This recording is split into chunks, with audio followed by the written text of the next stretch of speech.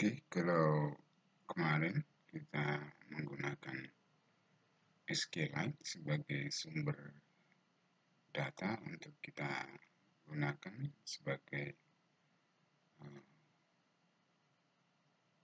penyimpanan data-data yang kita butuhkan. Sekarang kita akan menggunakan MySQL. Ya, sekarang kemarin menggunakan SQLite, sekarang kita akan coba menggunakan MySQL. Nah, secara keseluruhan konsepnya sama, bahwa ada data, ada adapter, lalu media untuk menampilkannya, seperti itu. Jadi kalau kemarin kita menggunakan data dari SQLite, lalu kita masukkan ke dalam adapter, dari adapter masuk ke media yang ingin kita gunakan sebagai interface-nya, seperti list view, seperti itu ya. Nah, sekarang kalau kita menggunakan MySQL, ya kita juga butuh yang namanya adapter, lalu media list view. Hanya perbedaannya, karena MySQL itu adalah eksternal database, maka dia butuh yang namanya penghubung yang lain untuk masuk ke server database MySQL. Oke, langsung aja kita coba ya. Oke, sekarang kita buat sebuah project aja supaya beda ya gitu ya. Bikin project, kita bikin namanya project MySQL. Oke, langsung di finish saja.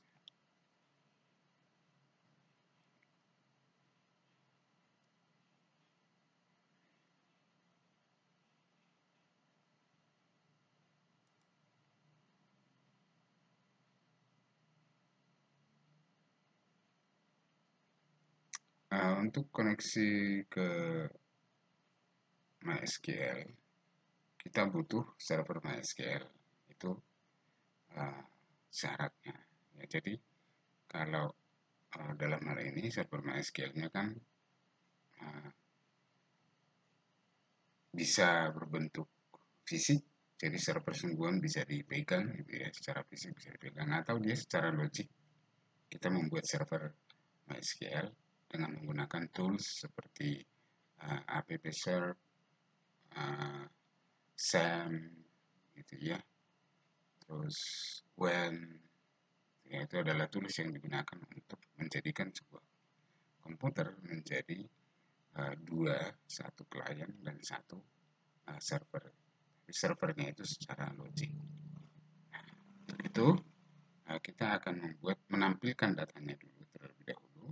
Kita membutuhkan yang namanya server tadi, lalu alamat IP-nya, lalu kita butuh koneksi yang menghubungkan antara Android dengan server itu tadi. Di sini kita menggunakan PHP. Itu artinya berarti kita butuh SAM. Saya tidak menjalankan SAM ya, kalau SAM ya, ini seperti ini ya, teman-teman bisa langsung mendownload SAM karena ini gratis, lalu buat sebuah struktur tabel. Saya sudah buat strukturnya seperti ini untuk mempermudah aja sih sebenarnya, mempercepat, tidak terlalu lama. Saya buat fieldnya kode, nama barang, dan harga. Kode char, nama barang, varchar, harganya saya bikin integer 3 dulu aja seperti ini untuk mempermudah. Jadi setelah kita buat ini ya, tentu butuh yang namanya database seperti ini. Saya buat database-nya Sinaga, lalu nama tabelnya barang gitu ya. Nah, setelah itu kita butuh yang namanya koneksi ke server itu dengan menggunakan PHP. Kita pakai di sini ya. Di sini kita buat koneksinya terlebih dahulu supaya kelihatan. Kita simpan di C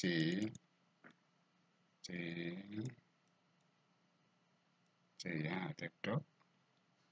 chtdoc. Di chtdoc itu ada di dalam SAM. Ini seperti ini, kita bikin namanya misalnya service data titik php seperti ini. Lalu pastikan dia ada di dalam htdoc ya, service data containnya seperti ini. Lalu kita buat koneksi terlebih dahulu. Koneksinya kita buat seperti biasa, koneksi dalam PHP untuk koneksi ke MySQL menggunakan misalnya con ini MySQL di connection connect, lalu buka dengan kurung buka string hostnya berarti dalam kurung begini di localhost,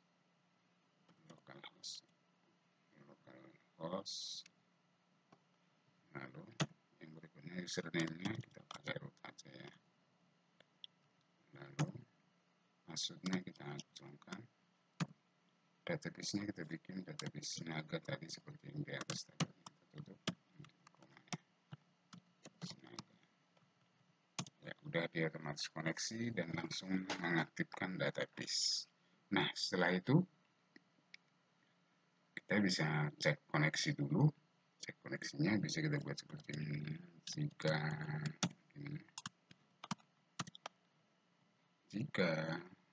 $con ini bisa deteksi sebenarnya $con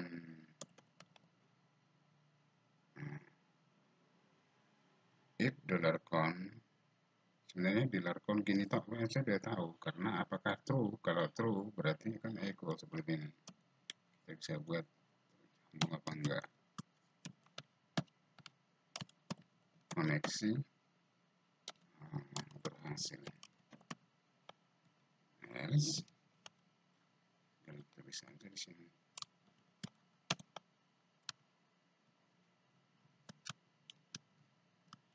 koneksi gagal begini. Nah sekarang kita coba dulu ya, kita jalankan service data ya dari sini, berarti ya kita masukkan dari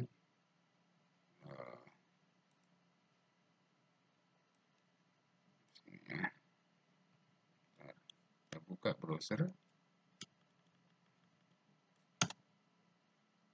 Kita buka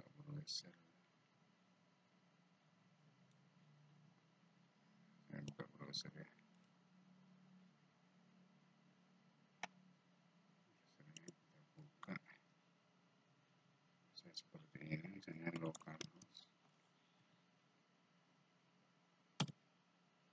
service data titik php, koneksi berhasil ini bilang koneksi berhasil. Kalau koneksi berhasil itu artinya ini sudah sukses. Kalau sukses seperti itu ya, ini kita nggak usah lagi, kita langsung aja ke yang berikutnya. Lalu kita bikin query sini ya, karena kita ingin menampilkan data dari tabel yang sudah kita buat di server MySQL tadi.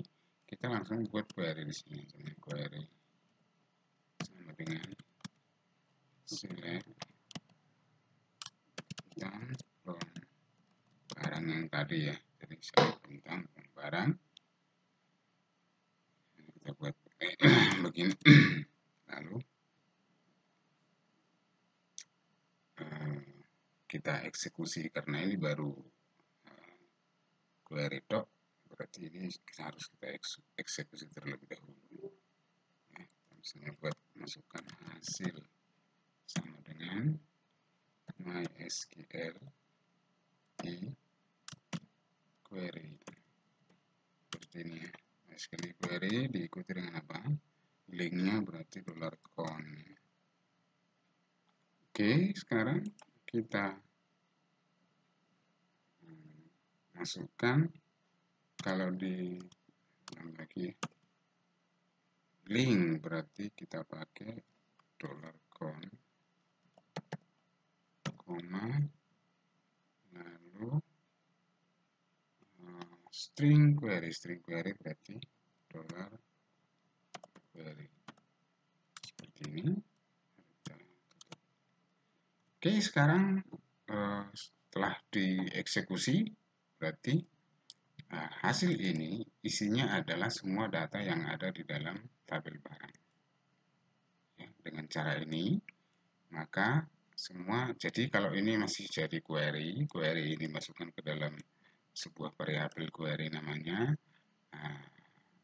ini masih belum menghasilkan apa-apa. Nah, dengan cara kita memberikan perintah MySQL query, ini akan mengeksekusi, ya, mengeksekusi sesuai dengan parameter yang ada di sini. Ini adalah linknya, ini adalah query-nya, datanya dimasukkan ke sini. Oke, setelah itu untuk menghubungkan antara, seperti yang sudah saya sampaikan tadi, menghubungkan antara server MySQL dengan Android, kita butuh yang namanya sebuah perantara penghubung, yaitu MySQL. Nah, MySQL ini gunanya mengkoneksikan sekaligus membuat data itu menjadi berbentuk JSON.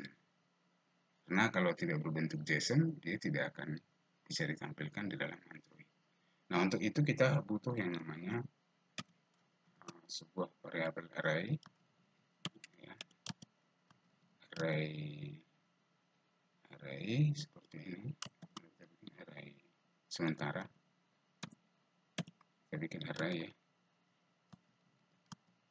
seperti ini. Lalu array hasil, kita bikin array juga. Untuk apa ini? Ya, keduanya nanti akan kita gunakan sebagai penampung sementara untuk memindahkan data, seperti itu ya. Namanya juga memprogram, itu harus mengakal-akali. Lalu setelah itu kita buat sebuah perulangan di sini, while, perulangan while untuk memindahkan data itu tadi. Kita bikin while, jadi di sini misalnya while untuk while kita bikin membaca ini, membaca semua rekod yang ada di dalam variabel hasil ini, dan kita masukkan ke dalam sebuah variabel setelah. Jadi baca datanya, rekodnya baris per baris, kita misalnya di sini baris atau record. Kita bikin di sini seperti ini. Lalu bisa kita menuliskan langsung dengan cara yang lebih mudah. Ya, selama ini kan kita kalau membaca kan satu persatu menggunakan fetch array, fetch row, gitu ya. Nah, di sini kita bisa menggunakan objek dengan cara seperti ini. Hasil ini tadi, ini hasil yang ini. Nah, hasil ini, hasil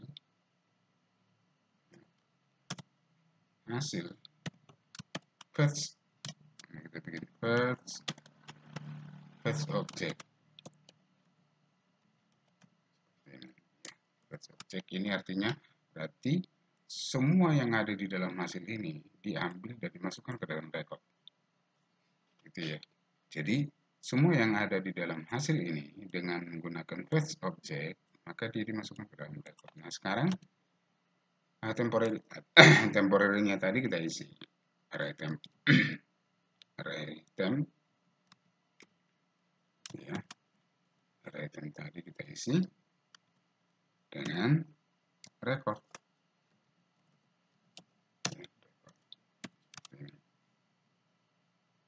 Oke, lalu setelah itu kita isi,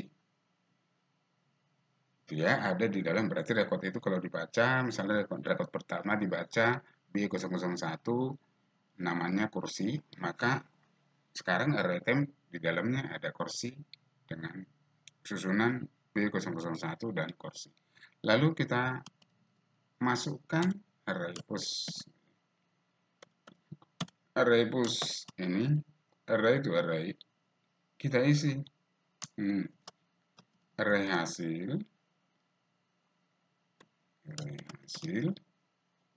ya, array hasil ini, hasil, koma, array time, seperti ini.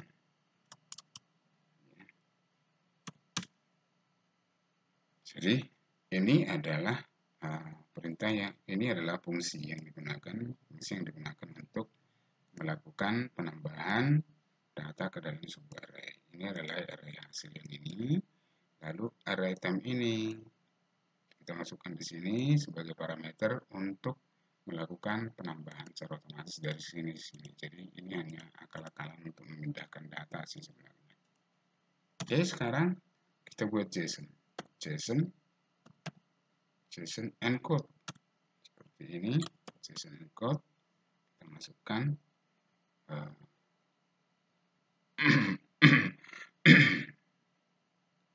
JSON encode kita masukkan array hasil.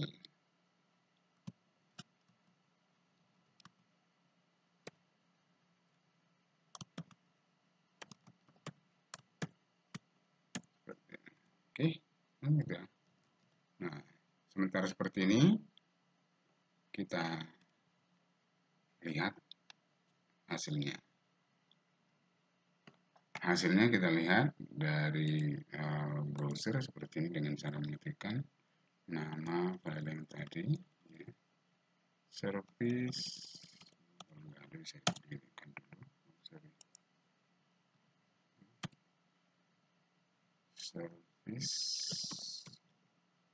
Service data. Tidak ada apa-apa kan? Ini berarti kemungkinan sudah berhasil. Hanya saja kita belum mencetak, akhirnya dia jadi seperti itu. Nah, sekarang kalau kita tambahkan echo di sini, echo nanti kita lihat hasilnya ya.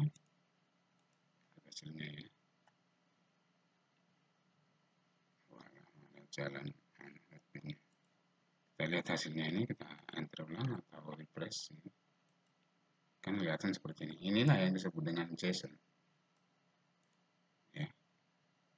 Nah, dengan cara ini, kalau ini sudah berhasil, itu artinya kita sudah bisa mengambil dan menampilkan di dalam Android. Oke, sekarang berarti kita masuk kembali ke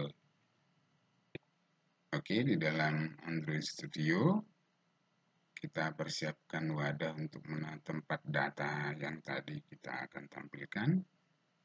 Kita buat di sini. Nah, ini kita hapus saja ini ya. Hapus. Coba angel. Nah, lalu kita pakai kita pakai list view.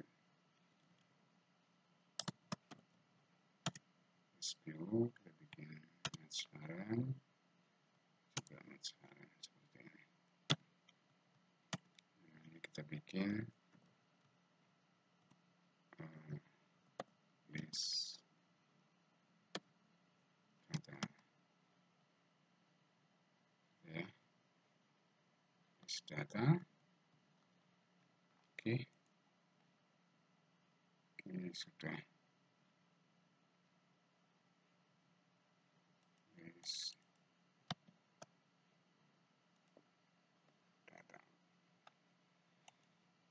Oke, seperti itu. Lalu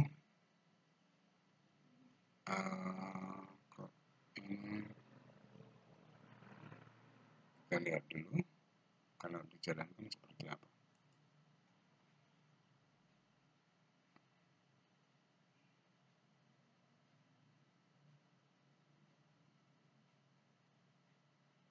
Sedang Wah.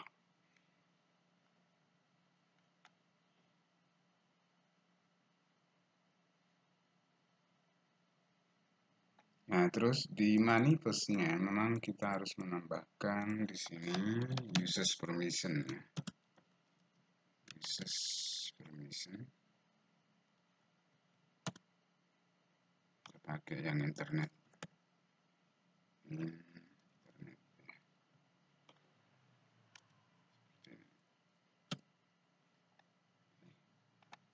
Uses permission. Hasilnya masih kosong.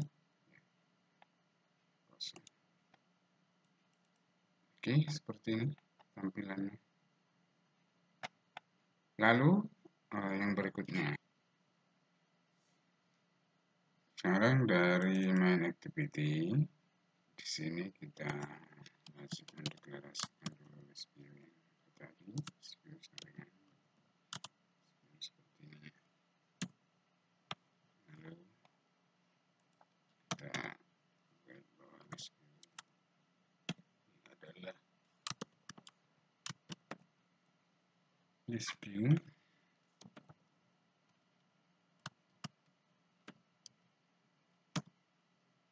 base data ini tadi. Nah, sudah kita inisialisasikan ulang. Sekarang kita buat sebuah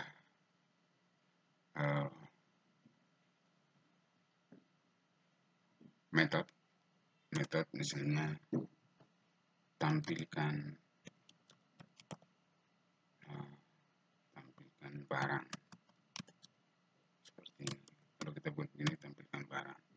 Nanti di sini akan muncul lampu dan tanda petung, lalu create method gitu ya, create method ini, thread, tampilkan barang.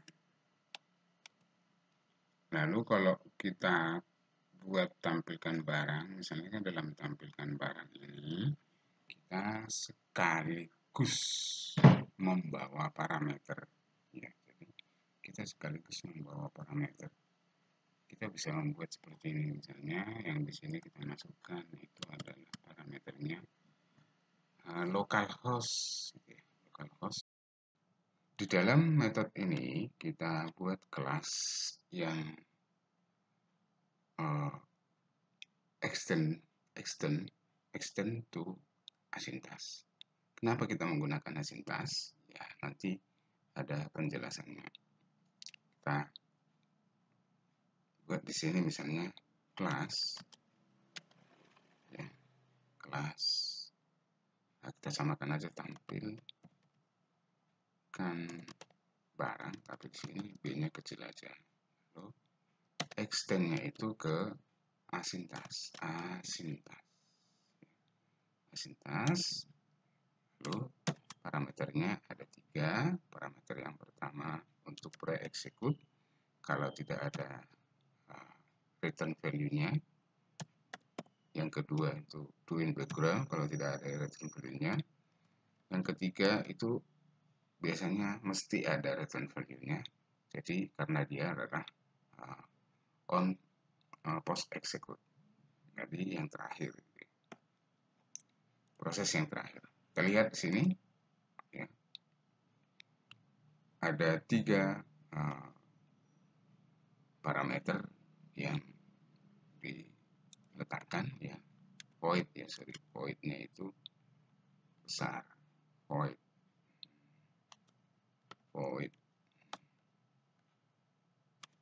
V-nya itu V-nya besar.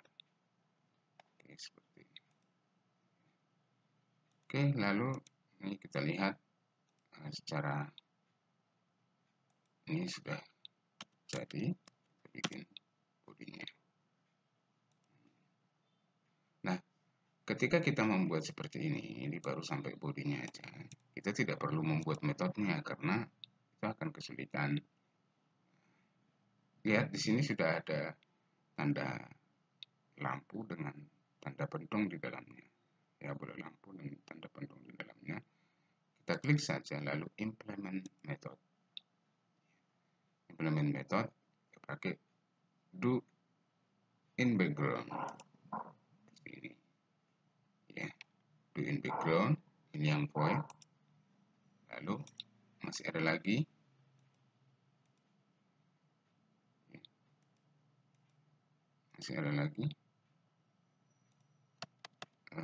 yang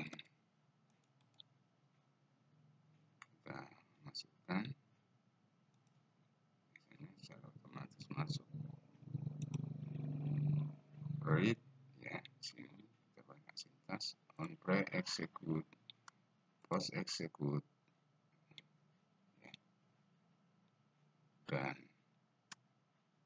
update, ini update-nya tidak harus kita masukkan, ini aja pre execute post execute seperti ini. Jadi metode yang tiga ini adalah metode yang digunakan untuk melakukan asinkronus. Asinkronus itu bisa kita anggap seperti jalan bypass ya. Bypass, jadi dia tidak mengikuti jalan reguler yang mengikuti jalan bypass. Nah, kalau bisa diibaratkan lagi mungkin cocoknya itu dia jalan tol gitu ya. Nah, bisa dibayangkan antara jalan reguler dengan jalan tol itu mesti jalan tol lebih cepat. Nah, itulah fungsi daripada asintas di sini. Kenapa Pak? Kenapa kita harus menggunakan asintas? Karena kita terkoneksi dengan server. Koneksi dengan server itu kemungkinannya macet itu banyak. Ya. Apa yang menyebabkan dia macet? Kira-kira kalau di jawaban dalam pikiran Anda apa? Apa yang menyebabkan macet? Yang menyebabkan macet itu biasanya adalah apa? Datanya banyak sekali, lalu banyak yang akses. Maka terjadilah yang namanya thread. Thread itu saya mengakses si A, si B mengakses si C mengakses. Jadi ada threadnya sendiri, ruang sendiri khusus saya, yang lainnya ada lagi ruangnya sendiri untuk mengakses seperti itu. Jadi mempunyai jalur sendiri, ya itu bisa dibilang thread. Sana punya jalur, saya punya jalur, semuanya yang mengakses ke dalam server itu punya jalur sendiri-sendiri, itu namanya thread. Nah, karena kita terkoneksi dengan server, maka butuh yang namanya cara-cara yang tepat. Kalau kita menggunakan cara-cara yang apa namanya yang reguler lah gitu ya, yang biasa, itu ya kita akan program yang kita bangun akan lambat. Maka kita menggunakan cara asintas ini.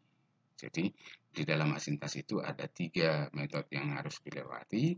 Ini metode yang pertama, dilewati hubungannya dengan void ini. Ini parameter yang pertama. Parameter yang ada di sini bisa saja berubah sesuai dengan kebutuhan. Lalu void yang kedua di sini adalah do in background. Lalu yang hasil terakhir itu adalah string. Itulah sebabnya kita menggunakan asintas. Nah, ini dalam proses kita membaca data. Dalam proses kita membaca data, yang pertama sekali dikerjakan itu adalah on pre-execute ini. Ya, kalau nggak ada proses di on pre-execute ini, kita tidak perlu bikin apa-apa. Tapi kalau ada proses, maka kita kerjakan, letakkan di sini. Nah, terus yang kedua, di dalam do in background, disinilah proses itu terjadi. Di dalam do in background ini. Jadi ini bisa kita tulis apa yang ingin kita lakukan. Kita ingin melakukan pengambilan data. Karena kita ingin melakukan pengambilan data, maka kita membuat sebuah koneksi terlebih dahulu. laksanakan koneksi, lakukan koneksi. Caranya kita membuat try dulu di sini. Kenapa menggunakan try? Kita menggunakan exception handling. Ya. Kenapa menggunakan try seperti ini? Karena bisa terjadi catch clause kita tambahkan. Seperti ini expression. Ini expression play yang salah. Di sini yang benar. Jadi sebaiknya memang diusahakan menggunakan exception handling dalam membuat. Oke, sekarang kita masukkan yang pertama adalah URL-nya. URL-nya karena kita akan mengambil JSON yang kemarin sudah kita pelajari di web, yaitu ya. Lalu JSON yang kita sudah buat tadi, ya, JSON yang sudah kita buat tadi itu kan ada di sini, ya, ada di localhost di 192.1.4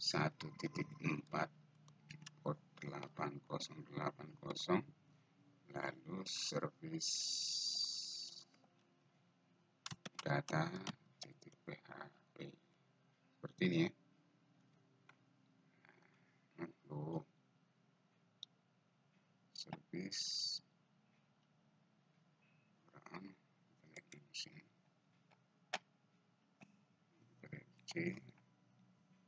send metodok service data ini ya.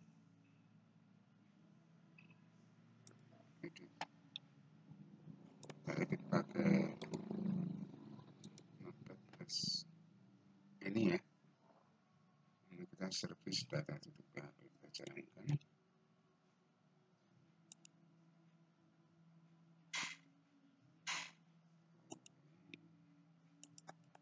Kita bikin localhost service data PHP. Oh, tidak muncul karena apa? Send-nya kan belum hidup. Send-nya kita hidupkan. Send-nya kita hidupkan. Nah, ya kita hidupkan setelah dia aktif. Ini kita jalankan.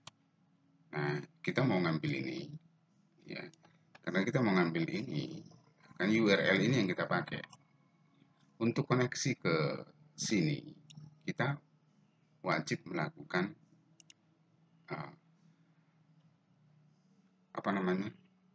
persiapannya kayak butuhnya apa gitu ya. Jadi alat-alat yang kita gunakan, ini ibarat kita mau melakukan sesuatu, kita butuh alat-alat untuk itu. Nah, karena kita koneksi ke sana, nah saya membaca dari developer Android.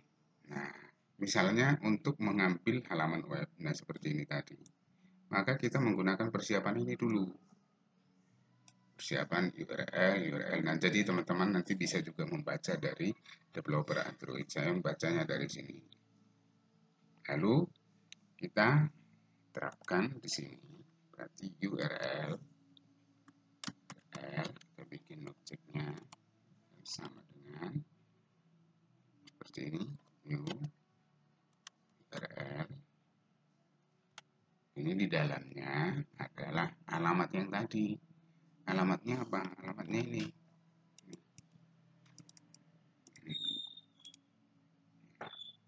Alamat ini. Ini sudah masuk ke dalam apa? Ini sudah masuk ke dalam S. Maka ini bisa kita tuliskan S di sini. Seperti ini. Ini ya. Kalau kita melihat kembali dengan ini, di sini ada URL, ini URL, lalu dimasukkan alamat ini kan. Seperti ini. Ini sama sebenarnya. Lalu, nah yang kedua berarti kita menggunakan ini lagi. Nih, URL ini. Ini bisa langsung di copy aja. Copy, salin. masukkan ke sini. Kalau merah berarti butuh library-nya dengan cara Alt Enter, import class. Sekarang sudah dibikin URL connection. Nah, artinya berarti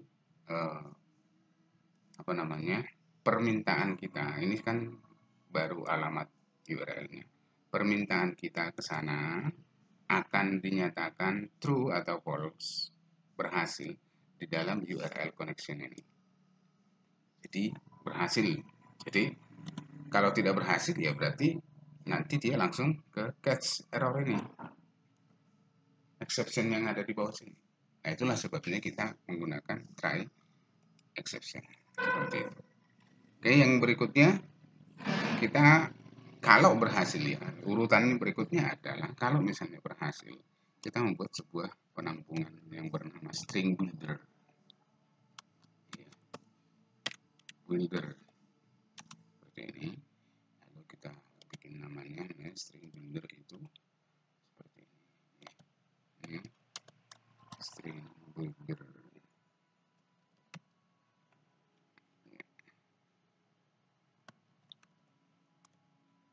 Ini aja, hanya untuk membuat tempat sementara di dalam memori. Jadi dengan nama SB ya, yang dikerjakan oleh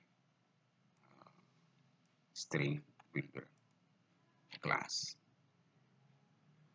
Yang berikutnya, oke, koneksi berhasil, tempatnya sudah ada. Nah, sekarang berarti kita kan baca. Ya, ini urut-urutan ini bro, memang harus dipahami juga. Kita baca. Bacanya caranya juga kita menggunakan buffer reader. Buffer reader. Nah, dari sini. Lalu kita bikin objeknya buffer reader seperti ini. Sama dengan new buffer reader.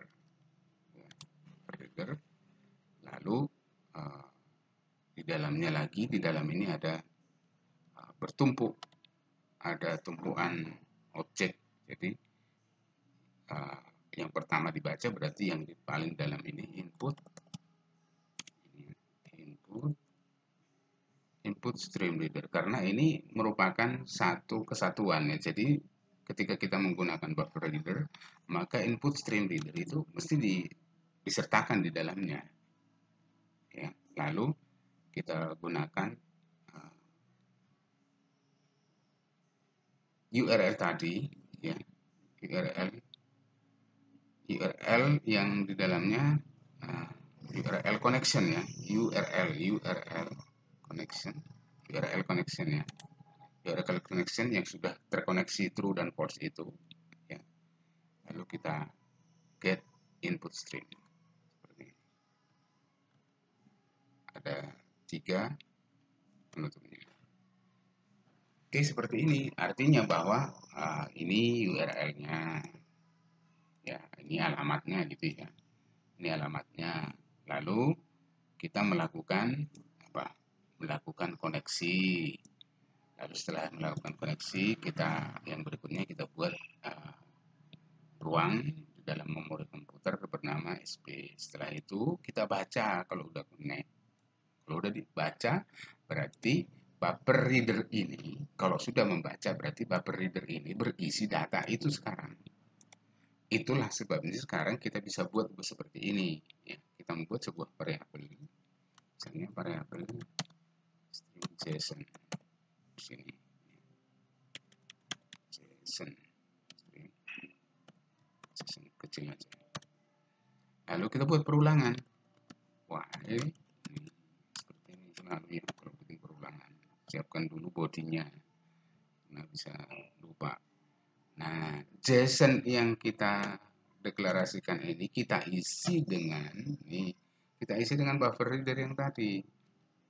Buffer kita JSON sama dengan namanya juga ngisi buffer reader, baca barisnya, read line, baca barisnya ya,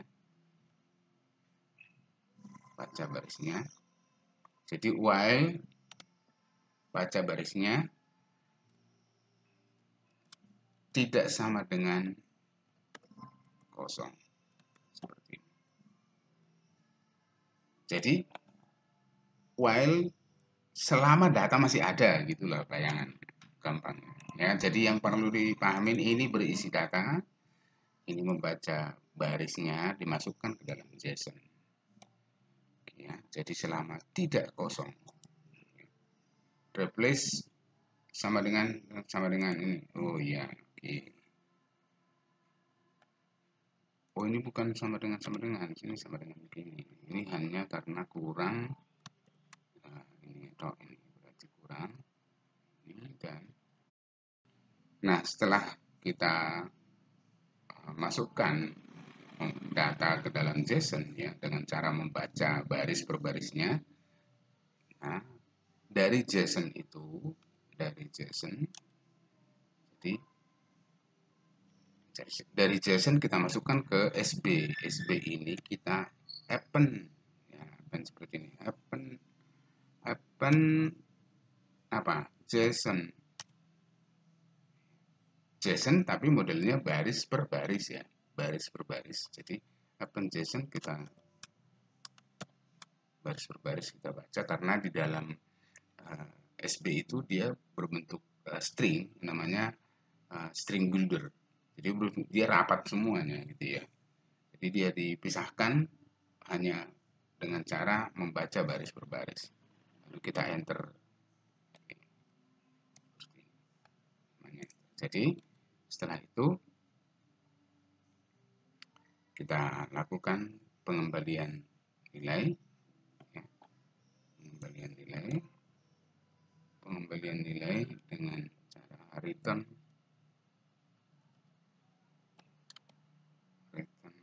SB to string trim itu digunakan untuk menghilangkan karakter kosong dari sebuah variabel yang berisi data. Nah, seperti ini. Lalu what next? Apa yang berikutnya?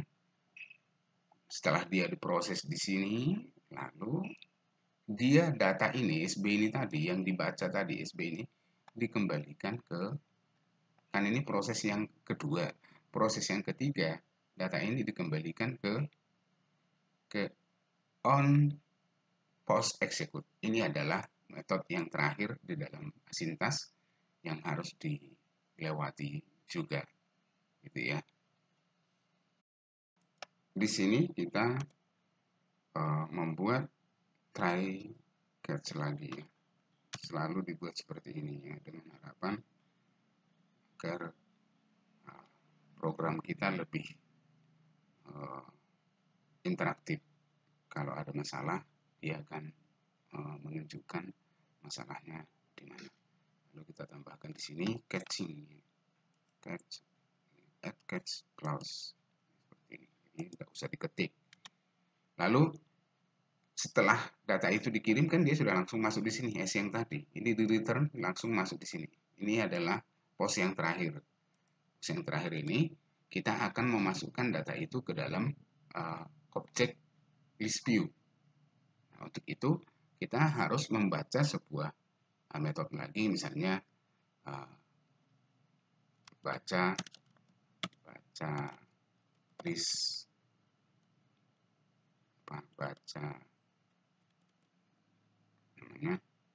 baca data ke list, gitu ya. Ini kita buat seperti ini. Tapi kalau kita membaca data ke list, kita kan harus membawa parameter S-nya yang kita bawa, gitu ya. Baca parameter, lalu ini kita, kan di sini merah ini ya, artinya bahwa metode ini belum ada. Lalu kita create metode baca data ke list, kan ada tampil barang.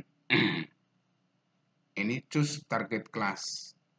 Target kelasnya itu berarti di main activity ya, di sini ya. Ini jadi ada dia di sini. Ya.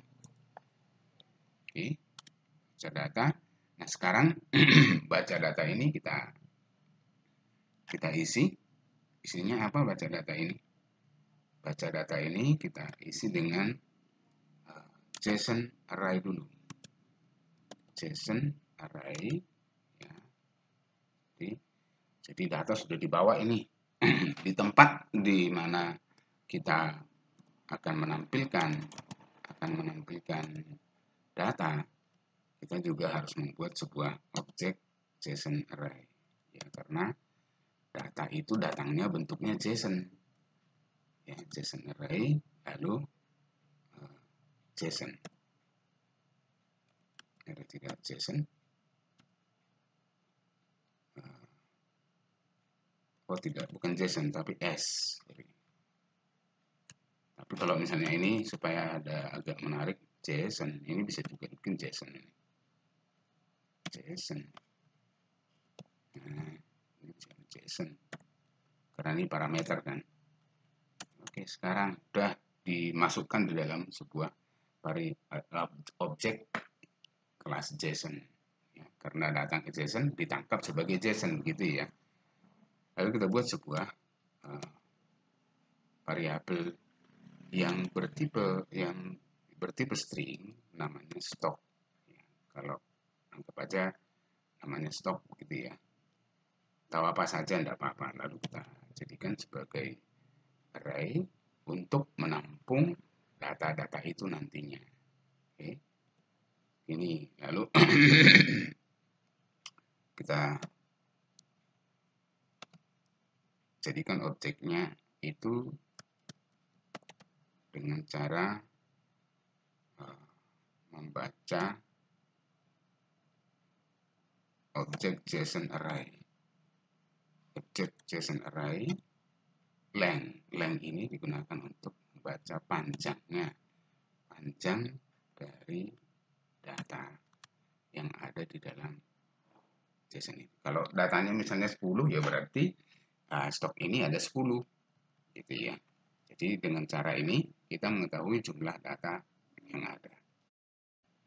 Jumlah data sudah kita tahu di dalam stok. Sekarang kita lakukan perulangan dengan menggunakan for seperti ini. For apa? Ya, kita buat for i, ya, tapi dengan catatan for i kita bikin integer ya. I sama dengan 0. Ya, mulai kita baca dari 0 di mana i lebih kecil dari JSON array length, jumlah data tadi ya. Jumlah data tadi dengan counter 1 i plus. Oke, isinya apa? Isinya berarti ini kita lakukan JSON objeknya, JSON objek, ya, JSON objek ini adalah sebuah kelas yang berbeda dari JSON array ya. Ini JSON objek. Lalu kita bikin namanya misalnya objek aja gitu ya. Obj sama dengan JSON array. Get JSON object i. JSON object i ini adalah proses yang kita gunakan untuk mengambil data-data tadi yang satu persatu ceritanya. Satu persatu kita ambil mulai dari 0 sampai ke jumlah data itu berapa. Ya, jumlah data itu kita masukkan ke dalam sebuah objek array, objek JSON. Ya, objek JSON diambil dari JSON array. JSON array itu kan ini isinya kan data itu tadi. Seperti itu ya. Ini isinya data. Ini untuk mengetahui jumlah data. Ya. Isinya data, ini mengetahui jumlah. Isinya data ini ada 10. Berarti ini adalah ini stok ini sebenarnya isinya adalah 10 data, 10 angka ya. Karena kita buat length ini sama sebenarnya kan, JSON array ya, dimasukkan ke sini kan, jadi seperti ini. Oke, sekarang setelah itu apa? Ada 10 ini kan, ada 10 dia buat ruang, ada 10 ruang dalam memori kan begitu. Ini isinya 10 sekarang, tapi dalam bentuk array kan, ada artinya dalam memori itu ada 10 ruang ya. Kalau dibayangkan ya, ruang itu sejumlah 10 ya, sesuai dengan jumlah datanya tentu ya. Maka kita buat seperti ini. Stok ini, stok ini, stok i sama dengan, ini kan hanya ruang kosong ini teman. Stok i sama dengan obj ini tadi berisi record itu. Maka kita bikin obj titik get string ya, get string, lalu get string fieldnya apa? Karena kita mengambil barang, mengambil barangnya SQLite SQL yok. Nah, kita kan database-nya Sinaga, lalu tabelnya kita kan barang. Ini isinya ini berarti kode, nama barang dan harga. Maka di sini kita menuliskan jadinya seperti ini ya. Yang kita ambil itu adalah kode. Masuk ya, kode kita pisahkan dengan menggunakan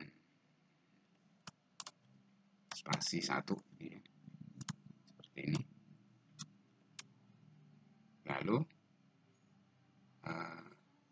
obj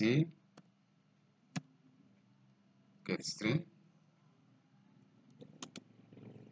apalagi tadi nama barang. Setelah itu kita pisahkan lagi dengan spasi obj get string harga,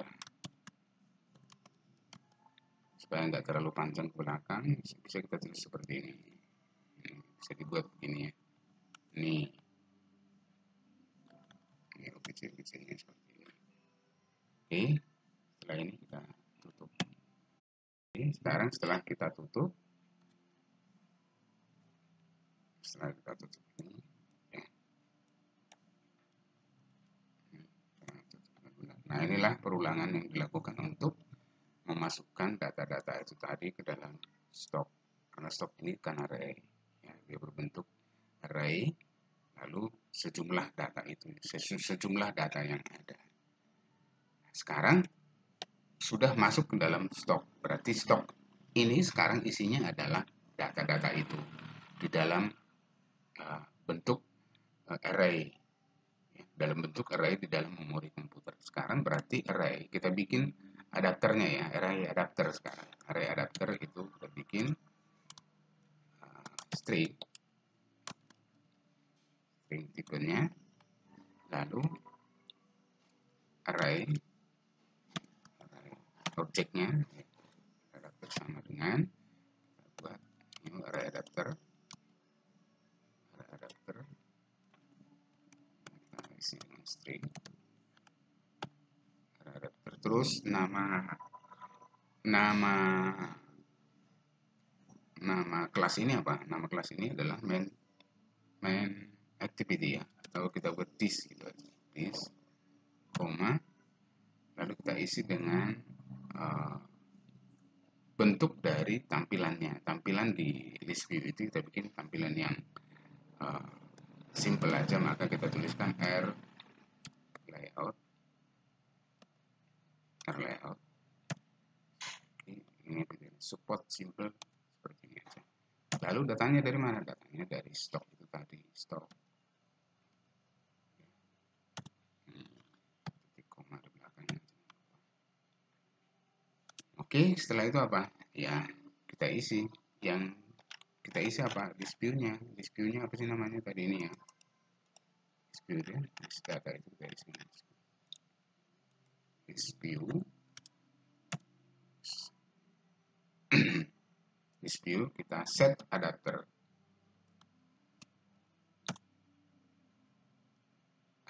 Array adapter ya. Array adapter yang ini ya. Oke. Jadi prosesnya sudah jelas ya teman-teman ya semua ya. Seperti inilah kita melakukan program. Nah, yang saya ingin harapkan dari teman-teman semuanya, mungkin tidak tidak hafal. Saya pun tidak hafal ini semuanya. Ya, saya hanya membaca dari sini juga. Jadi di sini ini URL itu apa? Nah, ketika kita ketemu URL apa? Kelas URL mewakili uniform resource. Lalu URL connection itu apa? URL connection itu digunakan untuk apa? Ada di sini, misalkan untuk mengambil halaman web. Nah, seperti ini. Lalu string builder itu apa? String builder itu ada di sini, membuat string yang berisi karakter yang sama. Nah, seperti itu. Jadi, saya membaca-baca sambil mengerjakan. Jadi tidak semuanya harus dihafal. Kita di sini Android itu sumbernya sumber-sumber yang gratisan itu banyak. Jadi terutama dari developer Android itu sendiri. Oke, jadi teman-teman nanti coba baca. Kalau ada misalnya kelas yang tidak dimengerti, terutama sini kan ini semuanya adalah kelas-kelas, tapi ya memang harus seperti itu.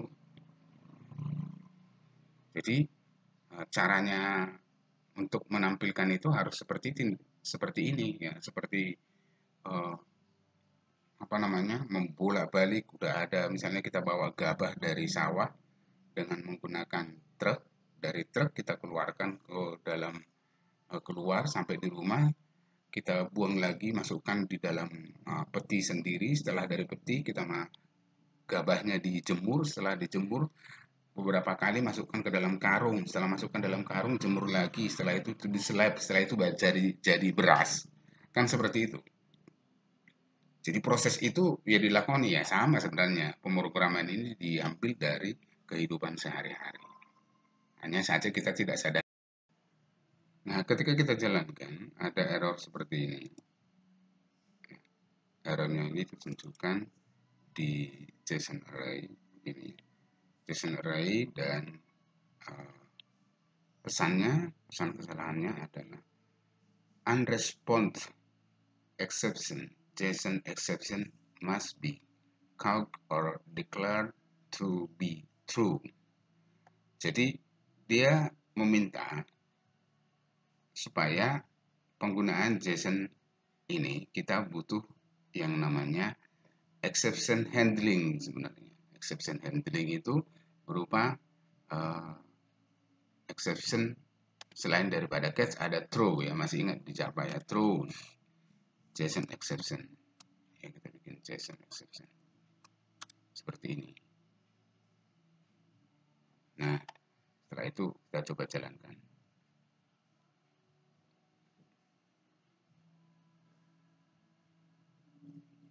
Nah, ini sudah nampaknya langsung debugging. Kalau sudah Gradle building running seperti ini, biasanya ini berhasil, apalagi sudah sampai install. Itu sudah berhasil. Oke. Nah, kita lihat hasilnya. Hasilnya gelap. Gelap gulita. Oke, gelap gulita. Kita coba lihat. Tidak ada apa-apa. No, nothing. Nothing. Tidak punya apa-apa. Oke, supaya ada hasil. Karena apa? Tidak ada hasilnya. Kita periksa dulu satu persatu ya. Oke, lihat dari sini ketika ini dijalankan dibawa ke sini. Lalu ada kelas di sini. ada kelas ini, terus oh iya, sekarang ini kan tidak menghasilkan apa-apa memang. Setelah dia dikompil semua dibaca, lalu mau dijalankan urutannya kan mesti membaca pertama sekali adalah tampil barang. Setelah tampil barang dibaca, di dalam tampil barang ini kan ada kelas. Nah, kelas ini kan harus dibaca lewat objek. Paham ya? Nah, di sini nggak ada apa-apa, nggak ada objek, nggak ada apa-apa. Maka di sini butuh yang namanya objek. Kita buat di sini sebuah objek dengan nama tampilkan barang. Tampilkan barang. Tampilkan barang yang kecil ya. Ya. Tampilkan barang. Lalu tampil ini aja tampil. Lalu kita bikin sama dengan new tampilkan barang. Setelah itu kita tampilkan ini kita eksekusi dengan cara execute ini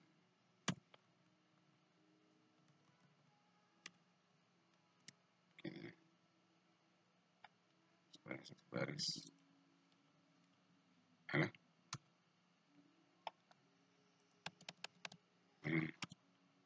Oke, sekarang kita jalankan ulang.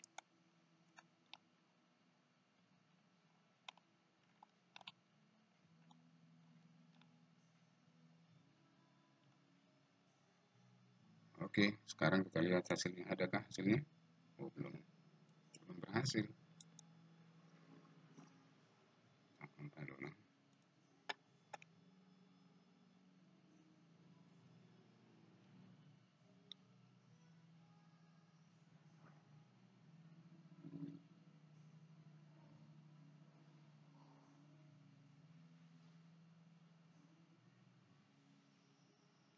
Oke, belum berhasil juga. Kalau belum berhasil, sekarang kita lihat. Setelah kita jalankan, hasilnya kurang lebih seperti ini. Oke, nah teman-teman nanti bisa mempelajari terlebih dahulu, buat dari awal, ya, buat dari awal seperti yang sudah saya jelaskan tadi. Lalu